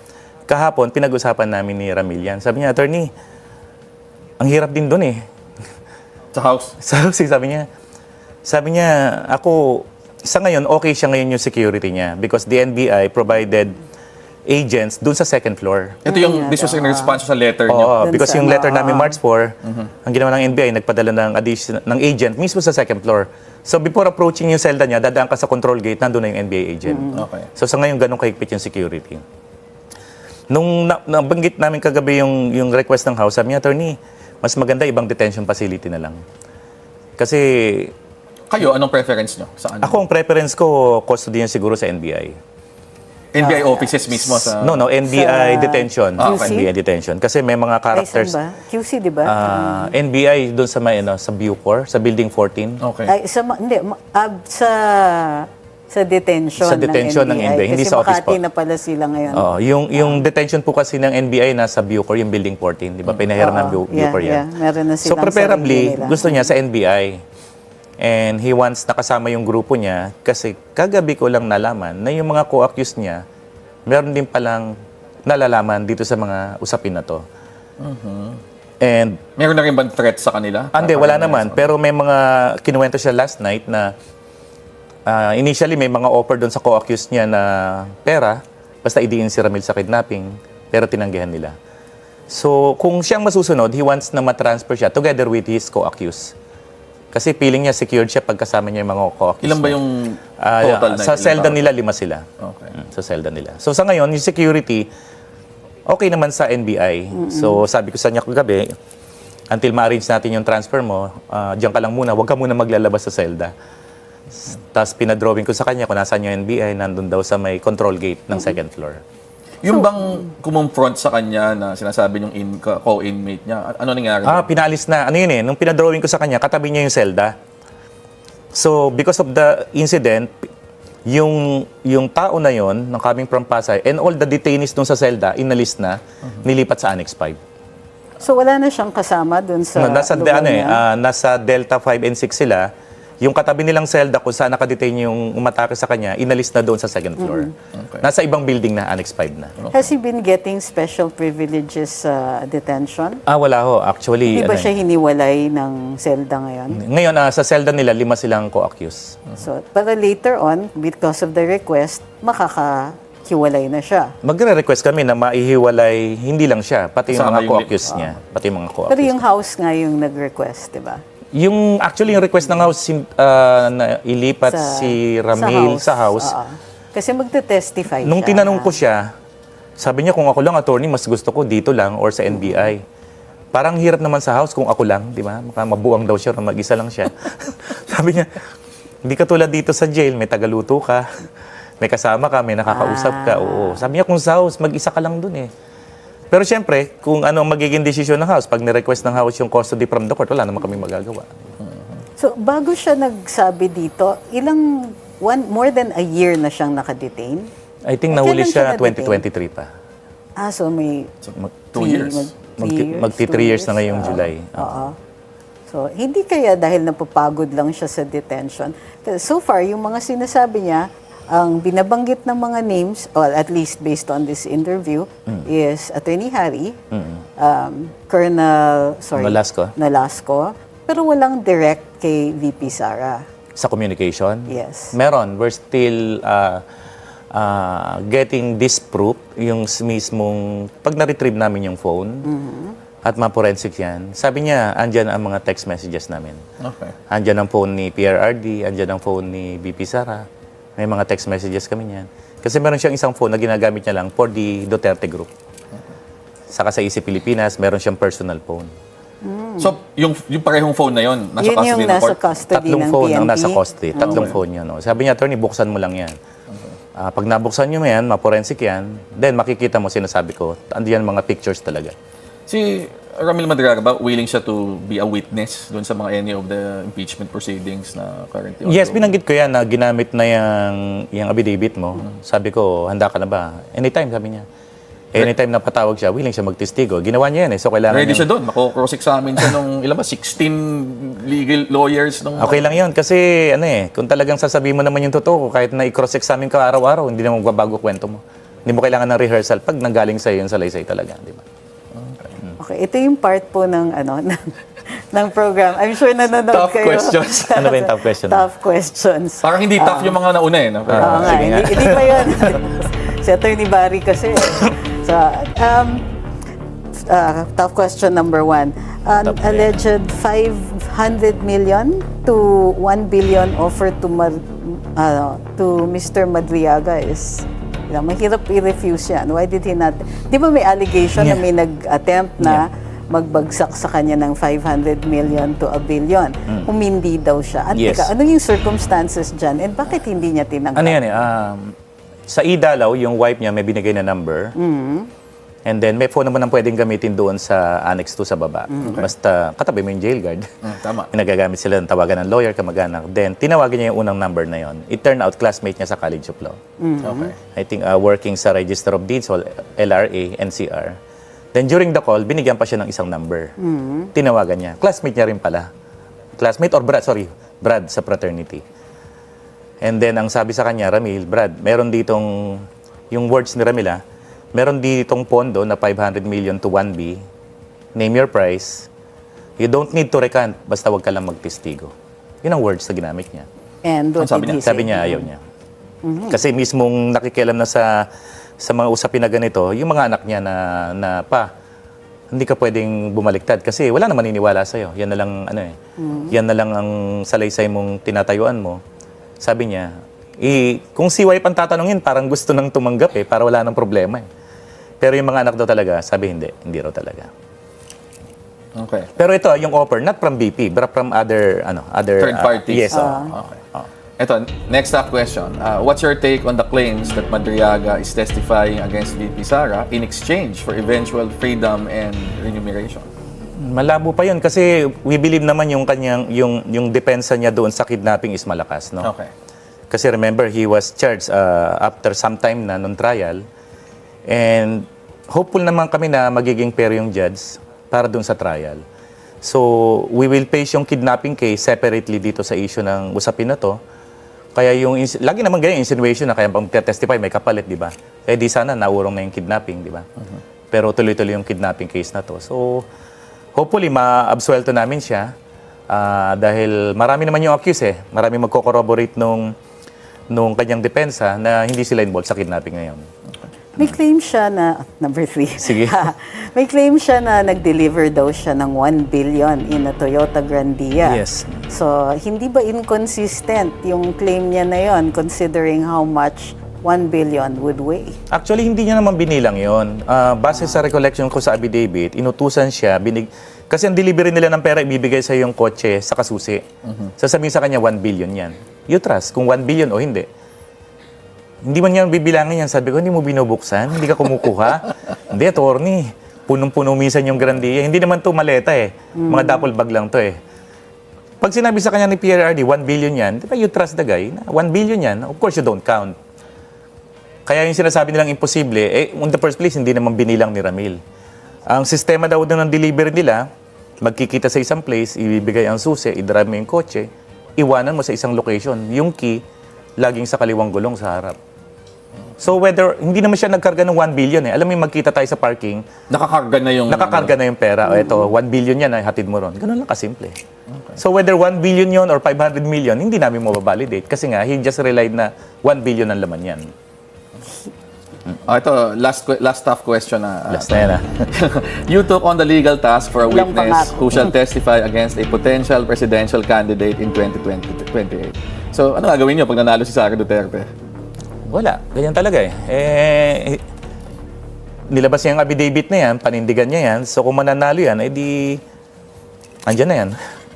Kaya nga sabi niya, magtitistigo siya, no matter what, hindi niya babawiin to. Kasi yun din lagi tanong sa akin nung mga lawyers na involved dun sa impeachment, desidido ba siyang magtistigo? Desidido raw. Kasi baka mamaya biglang makarinig kayo ng statement ko na ayaw na niya. Sabi niya, tutuloy daw eh. Okay, so nandyan din kasama natin si Josephine Lee Agarbao from Toronto, Canada. Nandyan din si Shirley Riesman, Abing Sulet from California. Hi to Ashin from Greece. Tony De Los Reyes, Phil Macabato from Toronto, Canada. Nandyan din si Nida Sanga from Vancouver, Canada. Evelyn Garcia, Josephine Gallego, Elizabeth Bacolcol, Noma Hongkok. Nandyan din si Apolonio Nocido, Erma Apostol. Isyatat natin si Mildred Briosos from UK, Maria Fumoto, Emmy Mapalad, Mercedes Ferrer, Loro Sikira. Nandyan din si Sarah Brightman Black, and hi to DYZFN54 from Montalban, Rizal. Okay. Mga kababayan ko, ipapakita ko din sa inyo itong interview ng taga-NBI na si Attorney Matibag. For more details, let's watch this. Unang-una pag-usapan po natin itong yung investigasyon na ginagawa ng NBI patungkol po dito sa 18 allegedly former Marines Ano po ba yung talagang tinutumbok nyo rito? Kasi nakikita ko online, nagtatampo, nagagalit yung mga DDS, sinasabi, bakit silang iniimbestigahan, hindi yung paratang? So, I'd like you to clarify that. Opo. Unang-una po, yung ating pong pag-iimbestiga ay base po sa pag-deputize sa atin ng Office of the Ombudsman para tulungan sila sa investigasyon. Doon po sa isinumiting joint affidavit noong February 23, 2026 ng grupo po ni Atty. Balicod. So, nasa malinaw naman po yung power ng Ombudsman under the Constitution na mag-deputize po ng mga agencies ng gobyerno para tulungan sila mag-assist sa isang investigasyon.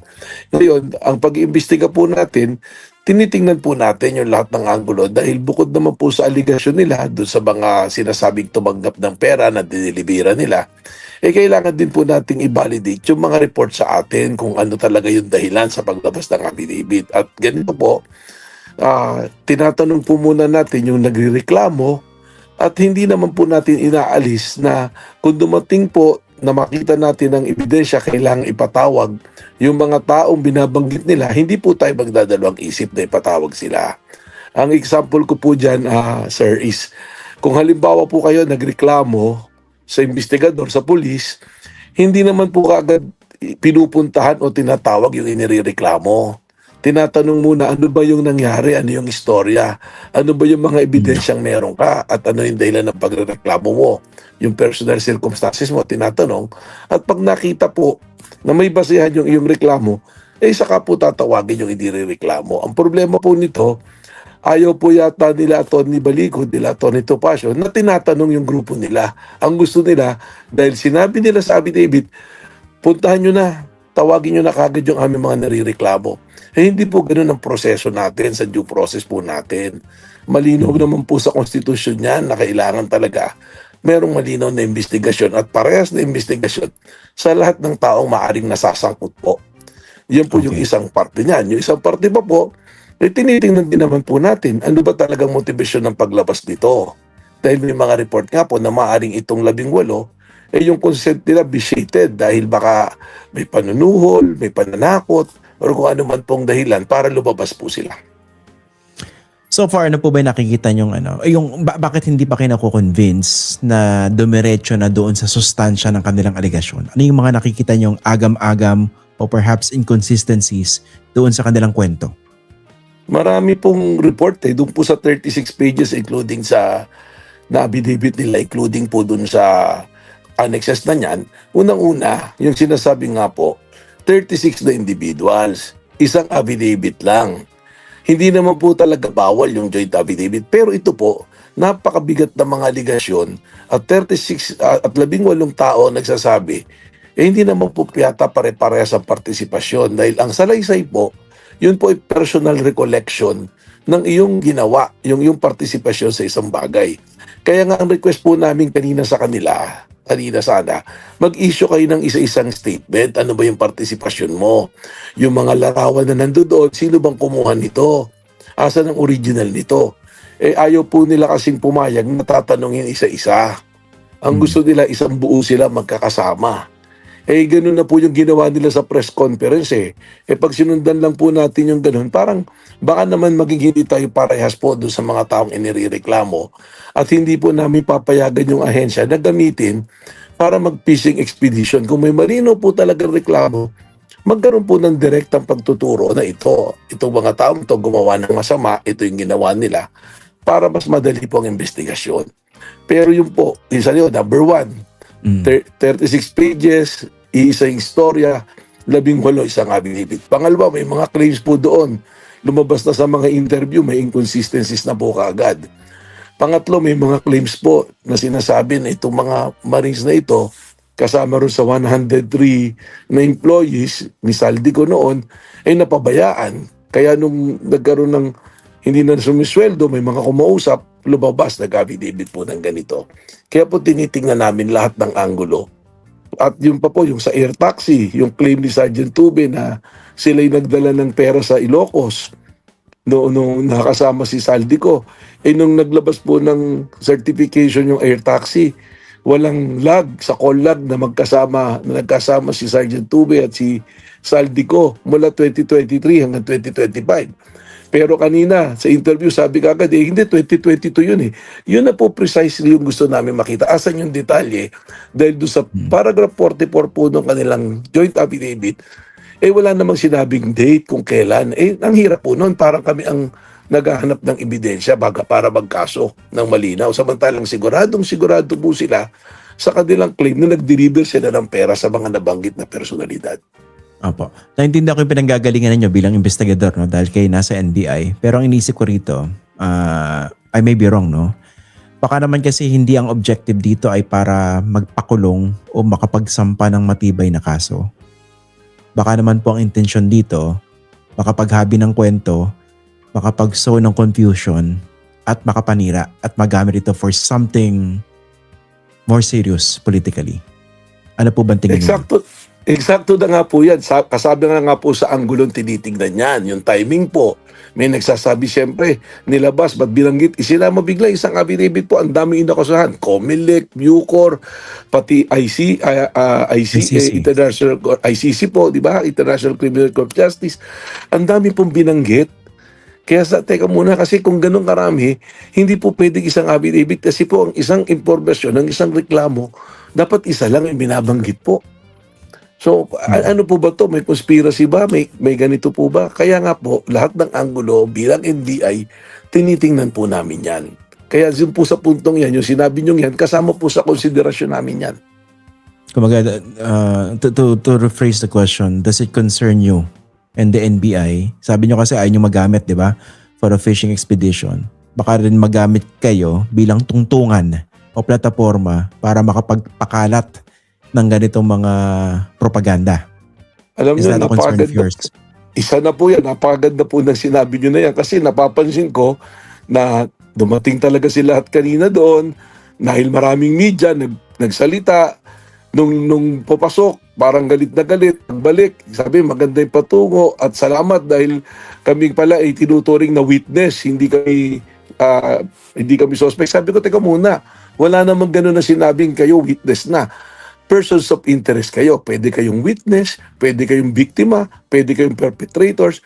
Depende po kung saan dadalhin ng ebidensya. Pero tama po kayo. Parang baka ganun yung gustong gawin. Ako talaga, tinitingnan ko na rin ngayon yan na anggulo dahil sa mga pronouncement na ginawa po nila sa lungat sa nangyari sa loob ng investigation po. So, sabi niyo, no, and I think this was publicly made din ng kanilang grupo, ayaw nilang gawin yung individual affidavits. So, ano mangyayari if they insist on doing that? Yung talagang they would insist na isang affidavit for all 18 supposed ex-Marines, what will happen? Yun po yung masaklap. Dahil kung may katotohanan yung kanyang aligasyon, kung hindi man lahat, doon sa iba sa nandoon, paano po kami magpuproceed? Alam naman po natin, sir, na pag dinala natin yung kaso sa korte, iba na po yung quantum of evidence na tinatawag para makakuha tayo ng conviction. Proof beyond reasonable doubt na po yan. Unang-una, ang dami mong inattach na litrato, na larawan. Nasaan yung original? Sino ang kumuha? Yung pong mga ganyan na bagay, importante po eh. Detalye po yung pinag-uusapan at magagaling po lahat yung mga abogado, mabubutasan ng kaso kung hindi po malinis at maayos ang ebidensyang ilalatag po. Dun po ba sa sinasabi yung 18 individual affidavits, ano yun, they should execute 18 individual, no? Tapos kasama rin po ba dyan yung individually kakausapin sila ng NBI para matest yung credibility or to look for consistencies or inconsistencies? Ganun po ba yun? Tama po yun, pero i-correct ko lang po na sinasabi ni Atty. Topacio na gusto one-on-one. One-on-one, ibig sabihin, isa-isa po silang haharap sa investigador, pero in-offer po namin sila na if you want na mayroon kang presence ng abogado, we will allow it. Kasi karapatan po yan eh. Pero sa tono po kasi ng sinasabi, parang pinapalabas, isa-isa, nakakausapin na sila lang one-on-one. Hindi po pwede yun. At actually, yung buong proceedings po, recorded po yan. At alam nyo, baka kaya sinabi ni Atty. Balikod that they were treated very well. Totoo po yan.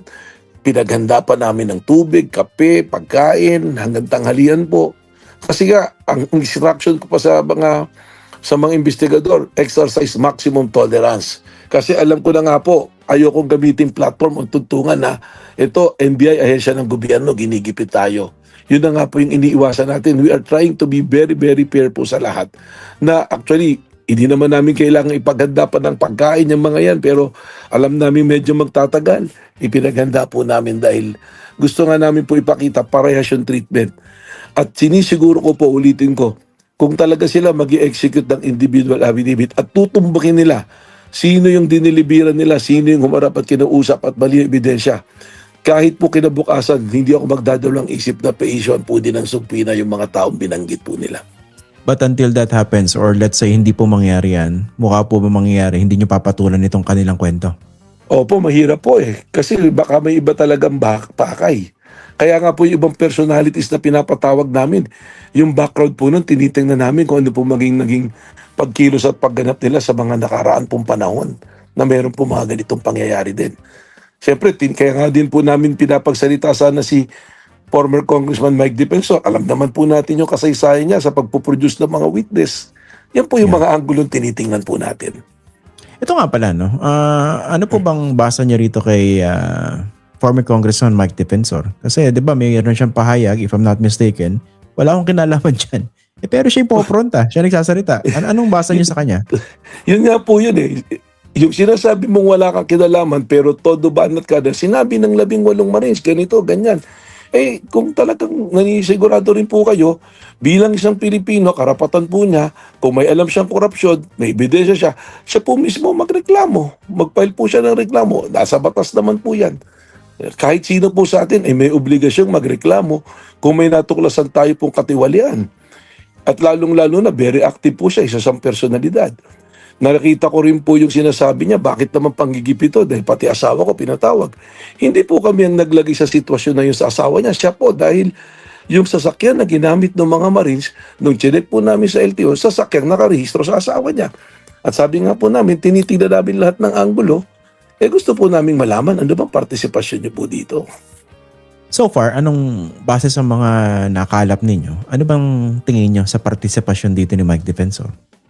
Well, hindi po siya nagsalita kanina eh. Sabi niya, right to remain silent. Yun ang sabi ng abogado niya. Napakagaling naman abogado po ni Atty. Topacio. Pag sinabi mong right to remain silent, ibig sabihin, ikinoconsider mo yung sarili mo na suspect ka sa isang gawain. Dahil kung nandoon ka lang, inimbita ka namin, sinumpina to shed light, hindi ka pa naman kinoconsider na may ginawang kasamaan. Pero kung ikaw mismo magsasabi, abogado mo, huwag kang magsalita, right to remain silent. Ibig sabihin, natatakot ka din sasabihin mo, may incriminate ka sa isang krimen. Ang problema nga po namin, hindi naman po nag-participate, pero we will consider na binigay namin sa kanyang pagkakataong magsalita is a waiver of his right para marinig dito sa proceedings na to. At kung saan po yung magiging findings namin base sa ibang testimonya at ebidensya, doon po namin ilalagay kung ano naging partisipasyon po niya. Yung po identity nung 18 na nag-a-accuse, ano po yung na-establish nyo? Ilan po ba talaga dyan for the record yung dating Marines o kung ano man? Ano ba sila talaga? Kanina po, 16 lang yung dumalo out of 18. Yung dalawa raw po may personal na commitment na. So doon po sa kanina na validate, based doon po sa present nilang dokumento, 14 is mga dating Marines. Yung dalawa, Army, pero yung isa reservist lang. So yung po yung pinakita nila. But of course, we have yet to validate it with the official roster of the Philippine Marines dahil may iba pong report na lumadating sa amin noon pa man.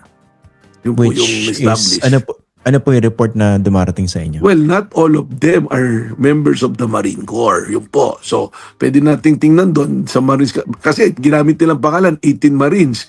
Ngayon, lumalabas, may Army pala. So, maaaring doon po yung aming pong titingnan kung ano talaga. Pero, ang initial verifications na namin pa po nung first week pa lang March, meron pong ilan sa kanila na may mga kaso na iba't ibang klase ng kaso po na hindi pa po fully validated kung natapos na yung kaso or kung anong naging dahilan sa pagkatapos po ng kaso. So, yun po yung isang tinitingnan pa po natin dyan.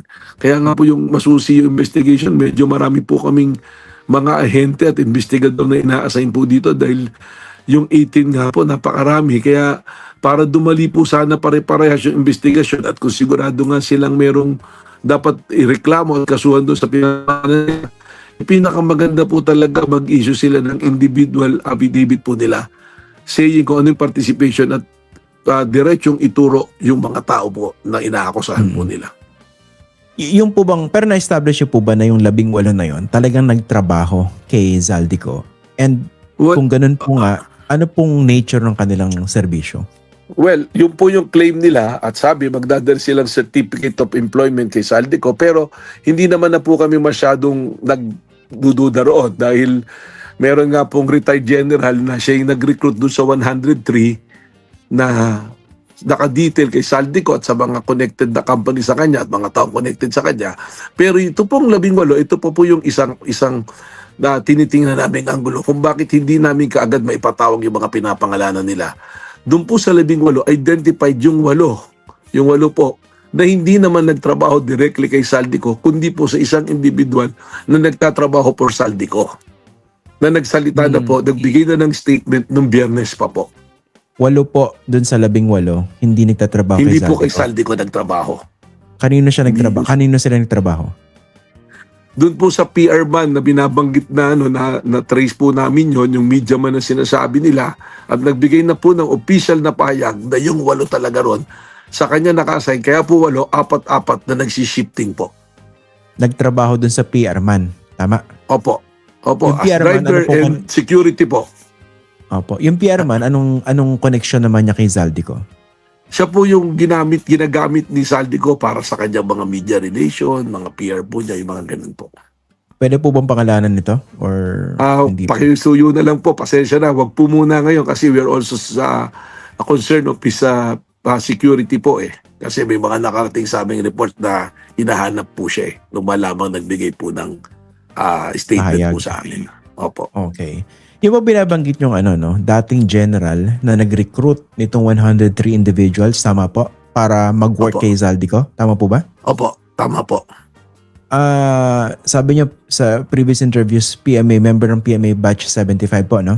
1975, tama po yan. Kaya po nabanggit nga namin yan, sir, para malinaw lang po. Dahil doon sa isang anggulo nga na maaaring baka biktima tong mga tao na to. Dahil, ang sinasabi, may kontrata to kay Zaldico na mahabang period, parang 2 taon, hindi po sigurado 2 years, nag-receiving a good hefty allowance po as salary. Ngayon, nung umalis po si Zaldico, nung pag-alis si Zaldico, ang istorya pong nakarating sa amin, nag-iwan ng 200 million pesos to take good care of that 103 security. Matuloy yung sweldo nila, kung ano yung pag-aalaga sa kanya. At lumalabas na hindi nangyari yon. Binigyan lang ng tag 50,000 itong mga Marines po na ito, itong mga security na to. Kaya ang sabi, ito ba nga to, matagal na, after 5 months, naghihirap na, naghahanap ng sisilungan, tapos ito na bigla nang lumabas. Yun po yung isang anggulo na aming pinag-iimbestigan at tinutumbok po namin. Kaya po lumutang yung pangalan ng nalagit po yung retired general na yan, na nagtatrabaho kay Saldico, na nag-recruit po dyan sa 103 na yan. Okay. Ipupurso ko po itong linya na ito, no? Can you be more precise? So mukha bang ang tinitinan yung anggulo, pwedeng binayaran o sinuhulan nitong 18 dahil sa kanilang sitwasyon para kumanta o maghabi ng ganitong kwento? Yun na nga po, diretso ko na rin po sasagutin kasi po, dun sa mga unang na-interview namin, lumutang po yan Kaya po nabanggit ko, sinabi na ganyan. Kaya sabi ko, baka victim din. Dahil sa kahirapan na nakita ko nga po yung Facebook page pa ni Tony Balicod na ombudsman, ni-repair sa NBI. Ngayon kahirapan, baka naman ipadala sa DSWD. Kung kinakailangan po talaga ng tulong, nandito po kami, dito ang gobyerno, tutulungan po natin.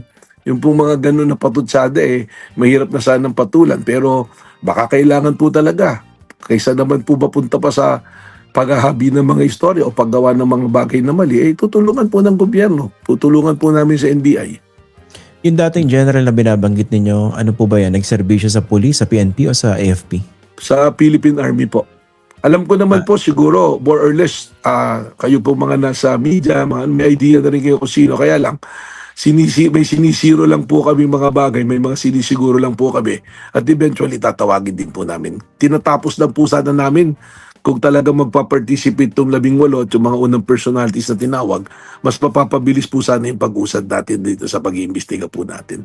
Okay. Ano po yung yung relevance nitong o yung kahalagahan nitong dating general na ito dito sa pinupurso ninyong anggulo? Well, yung binanggit po, kung totoo may iniwang 200 million to take care of them at kung hindi nga talaga nabigay, paring magpatunay dun sa jury na tinitingnan po natin. Pangalawa, yung pong 103, ano ba talaga yung designation? Saan ba talaga sila napapunta? Kung ikaw ang in charge sa pagdi-deploy sa kanila, baka po pati yung mga specific na occasions, locations, and dates, mabigay po niya. Malaman po niya be the one in charge of taking care of the security and the manpower po na nagsisecure. So Ito very po critical din po. Opo. Ito po ba dating general, kaibigan ito ni Zaldico? At paano siyang napasok sa eksena para mag-recruit? Ang initial po namin, he's working, I don't know if he's still working with one of the companies of Saldico po. Tapos siya yung nag-recruit ng 103 to serve as security. Opo.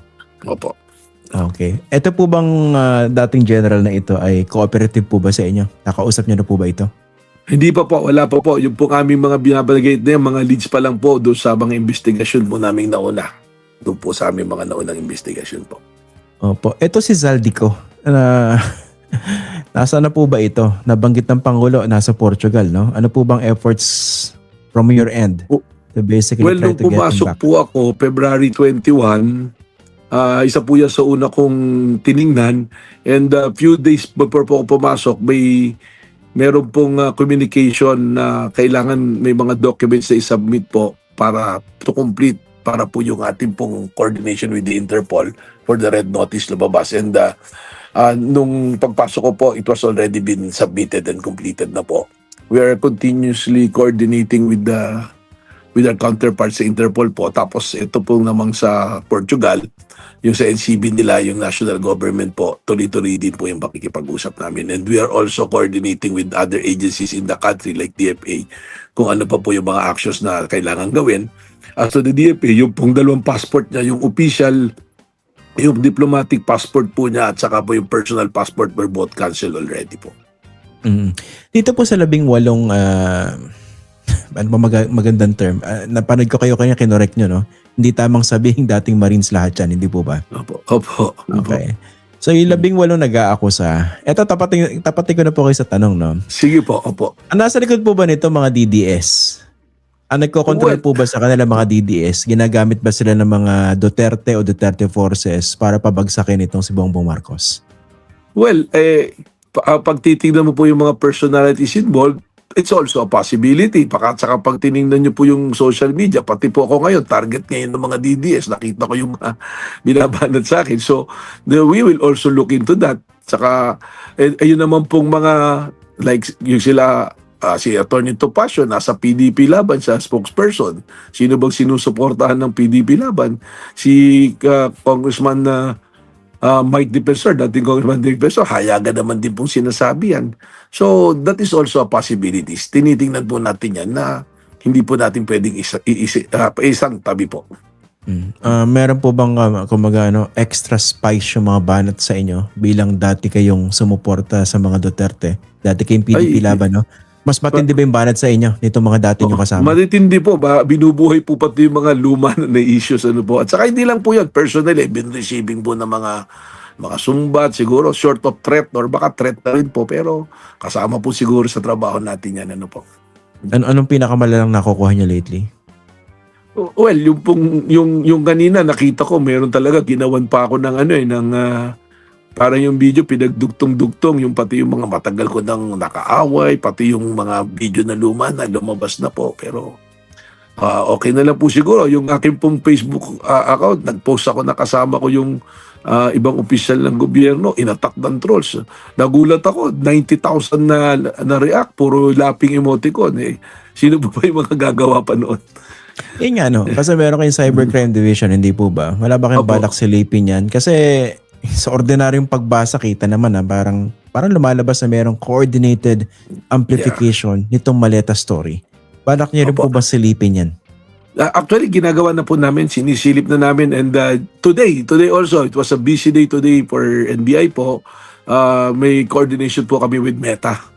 Meron po kami ilalabas na framework to do that, and also entering an agreement with CICC po at saka yung PNP under cybercrime. Mag-unite po kami para po yan, masawata. At saka po, we are making a proposal, magpapasa po ang NBI sa Congress ng proposal to criminalize yung pag-aalaga po ng troll farm.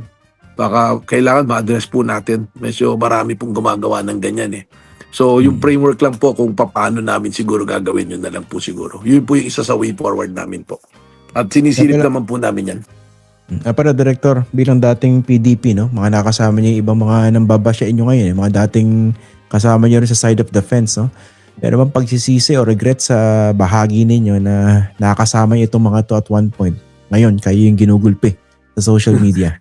Hindi, alam niyo naman po tayo, ako po, I serve kung ano yung palagay ko na panahon na yun, tama kong ginagawa. As a PDP po, pag-usapan na lang natin yung as Secretary ng PDP, ginawa ko naman po yung role ko as Secretary General ng PDP nung panahon na yan,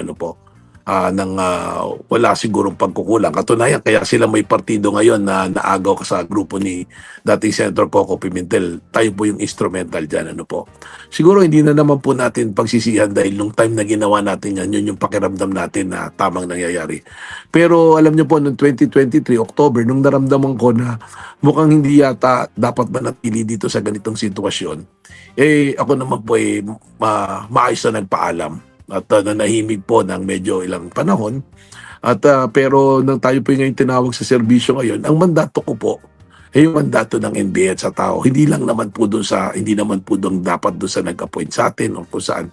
We will try to be fair sapagkat dyan po yung mandato ng NBI. Pero kung sinabi nyo, kung tayo po inuupakan ng mga dating kasama, siguro ganun po talaga. Pero ang maganda na lang po rito, Sir Christian, at least alam mo kung sino yung mga nakasama mo dati at kung ano yung pagkatao ng mga nakasama mo.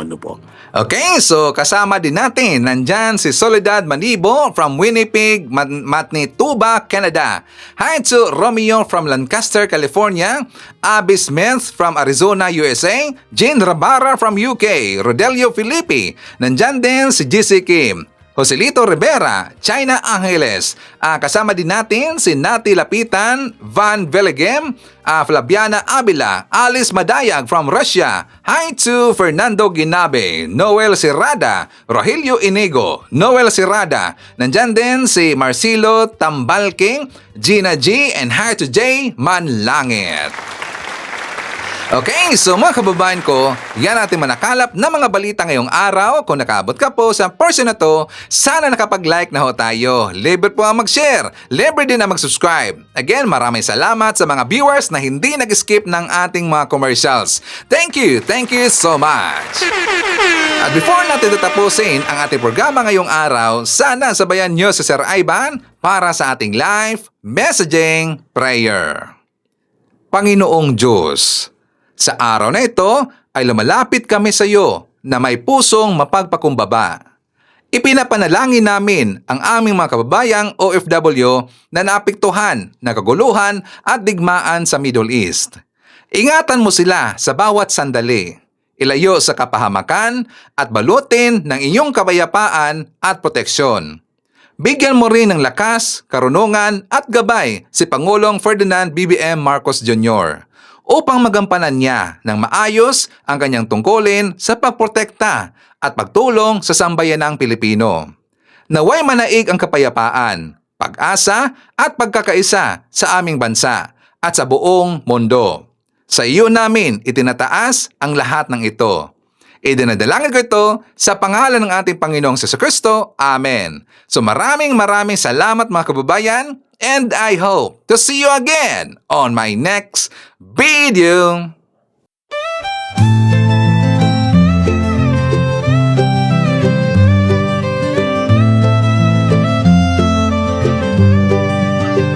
Sa bawat pagsikat ng araw, ikaw ay nandyan. Tinig mong matatag, sa amin ay gabay. Pag-asa ng bayan, pangakong totoo. BBM, isa kang totoong tao. Sa mahirap at api, ika'y sumusuporta. Tapat mong paglilingkod, lahat kami nakakita sa iyong pamumuno. Bayan ay umaangat, bagong Pilipinas, pangarap ay tapat. Ikaw ang aming BBM, Pangulong matapat. Sa puso ng masa, inaangat ating watawat. Sa hirap at ginhawa, ika'y kasama. Pilipinas ay papangon, dahil ikaw ang pag-asa. Mula Luzon, Visayas hanggang Mindanao, boses mo'y umaabot, dala ay pag-ahon. Magtulungan, magkaisa, sabi mo sa lahat, para sa bayan, ikaw ang aming alamat. Ang pangarap mong bansa, taas noo masagana. Manggagawa't magsasaka, binigyang halaga